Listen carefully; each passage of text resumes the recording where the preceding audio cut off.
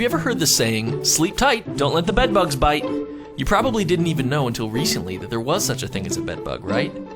Ever wonder where they come from, how you get them, and how you know you have them? Bedbugs are a taboo subject until you or someone you love ends up getting bitten. The big question is, how did we get them?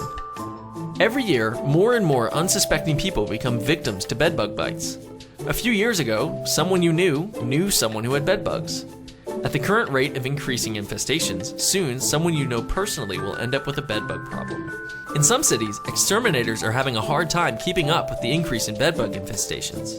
Bedbugs end up in your home by hitchhiking on objects and people. They take the bus, fly on airplanes, and stay overnight in hotels and motels. Bedbugs are even in movie theaters, and they can go to school and come home on children's backpacks. And there are a lot of myths about who gets bedbugs. But the truth is, anyone can get them. It's not a rich, clean, poor, or dirty kind of issue. It's a transportation issue. See, today we travel more than ever.